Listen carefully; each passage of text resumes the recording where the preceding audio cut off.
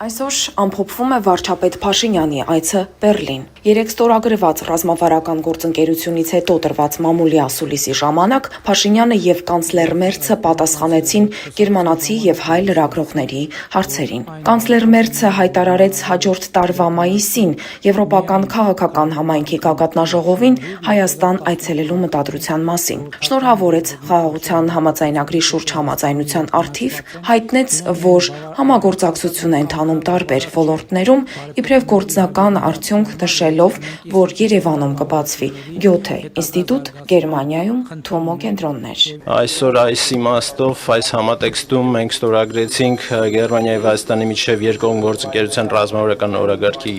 հռչակագիրը։ Մեր երկու երկրները աշխատում են բոլոր ոլորտներում,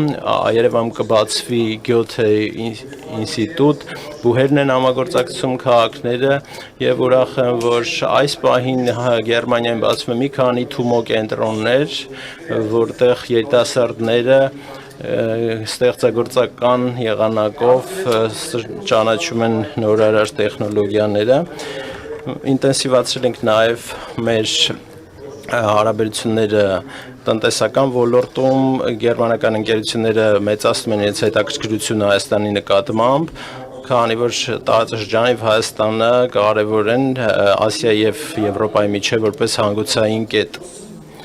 Եվ մեր ներուժը պետք է մեր երկրների միջև օգտագործենք, այդ բանի համար անհրաժեշտ են շրջանակային պայմաններ եւ խաղաղություն, իրավական պետություն, ազատ մրցակցություն։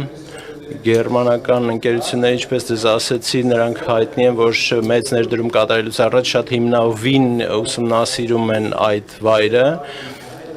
փոքր եւ միջին ձեռնարկությունների համար այդքան էլ հեշտ չէ մեծ ներդրումներ կատարել հեռավոր երկրներում, բայց նրանք շատ հուսալի եւ վստահելի գործընկերներ են, երբ որ ճիշտ շրջանակային պայմաններ են տեսնում կոնկրետ երկրում։ Այդ պատճառով ռեֆորմները շատ կարևոր է, որոնք տեղի են ունենում Հայաստանում, դրանք շատ դժվարին են, մենք գիտենք նաև մեր գերմանական փորձից։ Վարչապետ Փաշինյանն ընդգծեց, որ հայ-գերմանական հարաբերությունները թևակողում են ռազմավարական գործընկերության փուլ եւ որ երկու երկրներին միավորում է մարդու իրավունքների, ժողովրդավարության, օրենքի գերակայության նկատմամբ ընդհանուր հանձնառությունը։ Մեծարգո պարոն կանցլեր, Գերմանիան Հայաստանի կարևոր գործընկերն է ինչպես երկկողմ մակարդակում, այնպես էլ Հայաստան-Եվրամիություն գործընկերության շրջանակում։ Այս առումով երկուստեք գոհունակությամբ արձանագրեցինք Հայաստան-Եվրոպական միություն հարաբերություններում վերջին տարիներին արձանագրված զգալի առաջընթացը, ինչը վերահաստատում է Հայաստանի կառավարության հանձնառությունը ամրապնդելու Եվրոմիության հետ մեր բազմավոլորտ գործընկերությունը։ Հայաստանում նոր թափ հավաքող եւ վերաինտեգրման գործընթացի հիմքում Հայաստանի քաղաքացիների եվրոպական նկրտումներն ու ժողովրդավարական արժեքներին նվիրվածությունն են, ինչն այս տարի մարտից նաեւ արտահայտվեց Հայաստանի Հանրապետության ազգային ժողովի կողմից Եվրոպական միությանը Հայաստանի Հանրապետության անդամակցության գործընթացի մեկնարկի մասին օրենքի ընդունմամբ։ Այս համատեքստում մեծապես կարևորում եմ Գերմանիայի աջակցությունը Հայաստան-ԵՄ գործընկերության խորացմանը,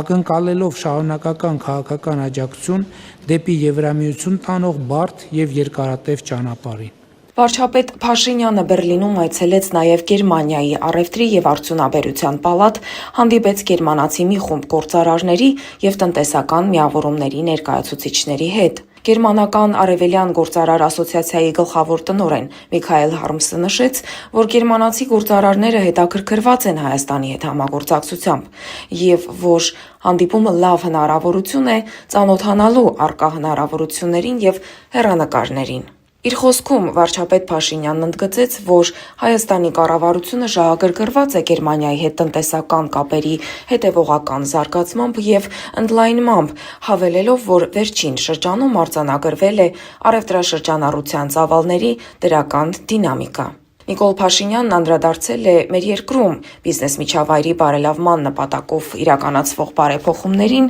տնտեսության տարբեր ոլորտներում ներդրումների իրականացման հնարավորություններին, տարածաշրջանում տեղի ունեցող զարգացումների համատեքստում բացվող հեռանկարներին։ Ռազմավարական գործընկերությունները քաղաքական նպաստավոր հիմք են գցում տնտեսական ներդրումներ ներգրավելու համար։ Վերջին շրջանում միմյանց հետևից ստորագրվող ռազմավարական գործընկերությունները հատկապես արևմտյան ուղղությամբ դիվերսիֆիկացվող արտաքին քաղաքականության ցուցիչ են,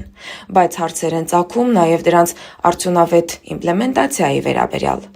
Լայն գործունեության ճակատը թույլ կտա ապահովել անհրաժեշտ էֆեկտիվություն։ Այսօր այցի երկրորդ օրը վարչապետը շրջայց կատարեց Հայաստանի դեսպանությունում, ապա այցելեց ՅՈՒՐԵՖ կամպուս Բեռլին գիտական և տեխնոլոգիական նորարարական կենտրոն, որտեղ վարչապետին ներկայացվեցին խելացի ցանցերի և շենքերում էներգոարդյունավետության խնդիրները, ջրի կառավարման վերաբերյալ ցուցասրահը, ապա 15-րդ հարկում շրջայց իրականացրին 360 աստիճան դեպի քաղաք բաց տեսարանով սրահում։ Աստղիկ Սարգսյան, Բեռլինից, Ռադիոլուրի համար։